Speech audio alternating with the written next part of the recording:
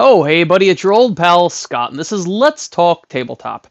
You know, we love to complain about Games Workshop's prices, right? We just love to complain and hem and haw that the prices keep going up and up and up, and there's probably good reason for that. But, you know, maybe we're being too harsh on them. Maybe they've got increased costs, right? The economy's not that great, increased shipping costs. We don't know what all their problems are.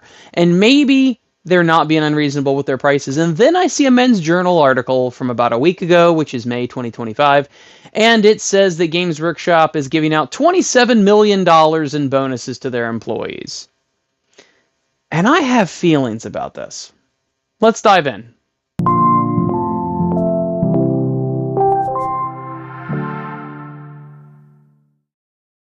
I'm so torn on this because on one hand, the article claims that each employee essentially is going to get $18,000 in bonuses. And I don't know if that means every single employee. What about Jimmy that loads the truck over at the dock?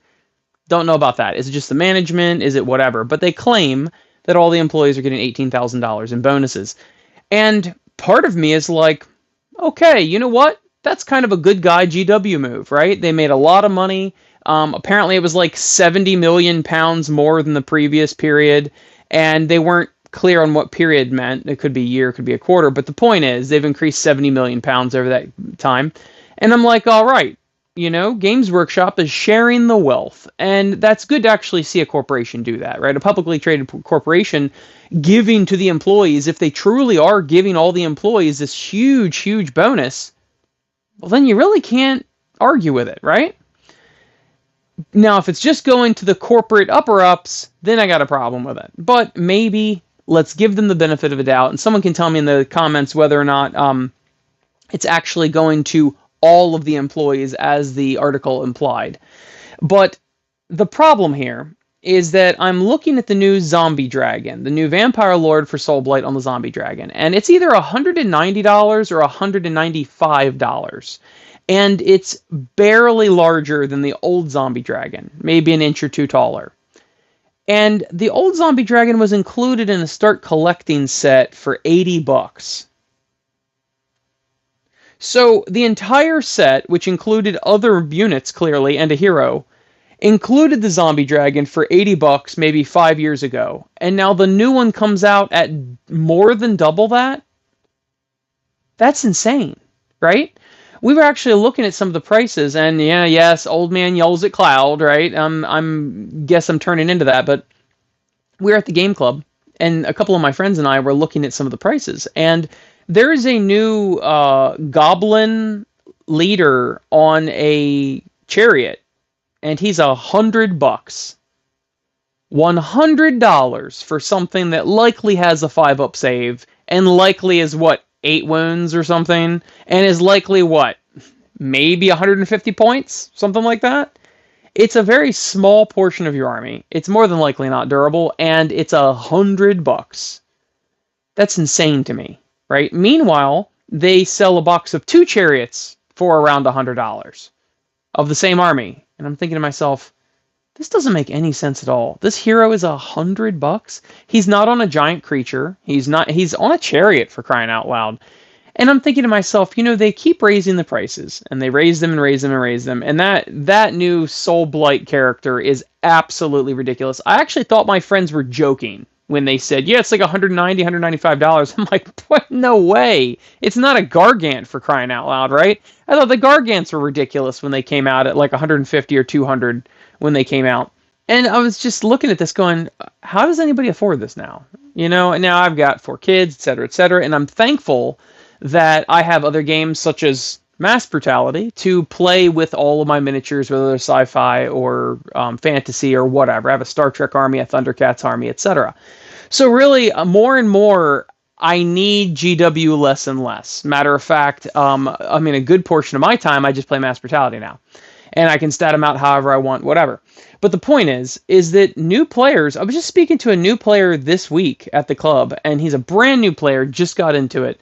And he's like, yeah, I'm buying this box of like 3 dudes for $80 or something like that, Space Marines.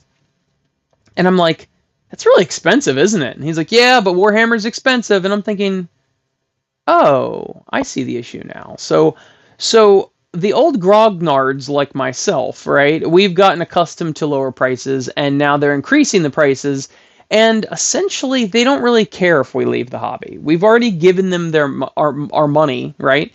And the new people don't have any benchmark prices to go, hey, this is ridiculous, right? That zombie dragon used to be included in a box set for 80 and now it's 190. They don't have that frame of reference. So that's when the old people kind of step off the train and start doing things like mass brutality or one-page rules or whatever, and the new players hop on Warhammer. I am happy that they would be sharing the wealth instead of giving it to the investors or blowing it on something else. If they really are giving it to the employees, I'm happy for the employees. And I think that's a good move.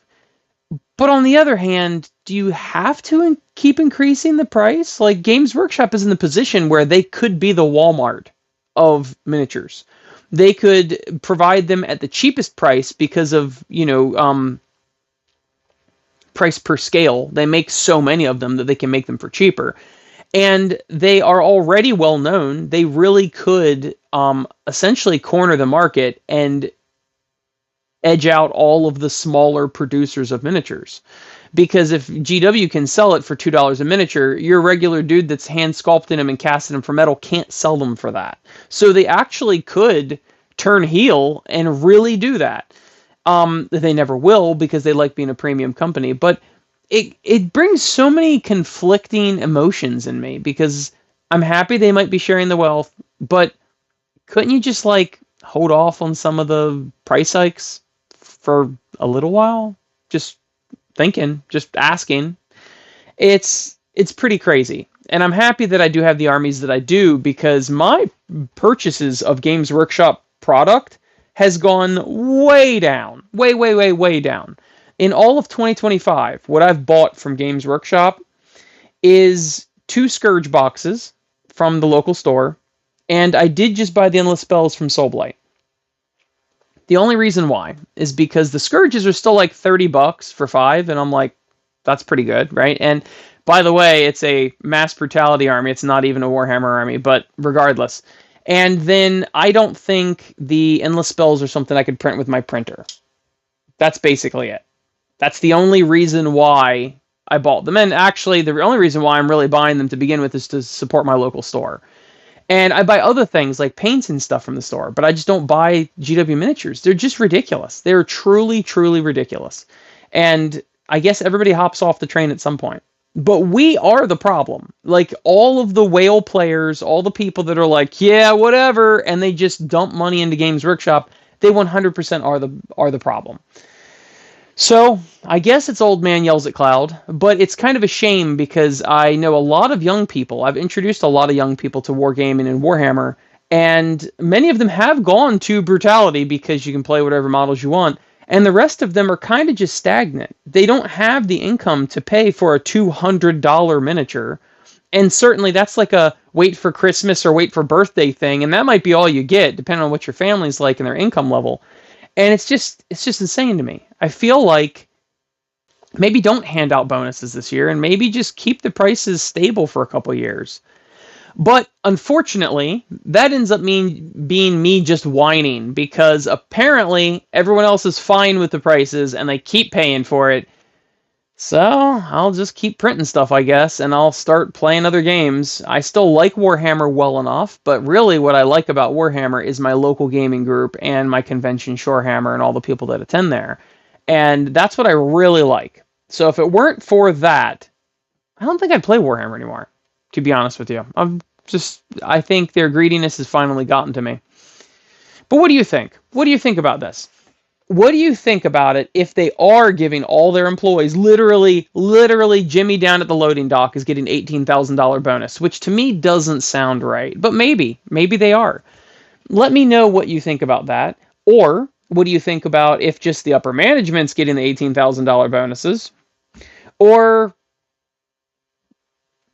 if maybe they should just lower the price. And as always, thank you for watching and liking, sharing, subscribing, and all that. And thank you to all my beautiful, sexy, good-smelling Patreon patrons right here. Yeah, they're pretty hot. Thank you, Nate, for supporting the show. I really appreciate it. And check out Brutality Skirmish Wargame, Brutal Epic, Brutal Space, and Mass Brutality for using whatever models you want in space battles, skirmish games, mech and kaiju 6mm, superheroes, or whatever army you want here. I'll see you later.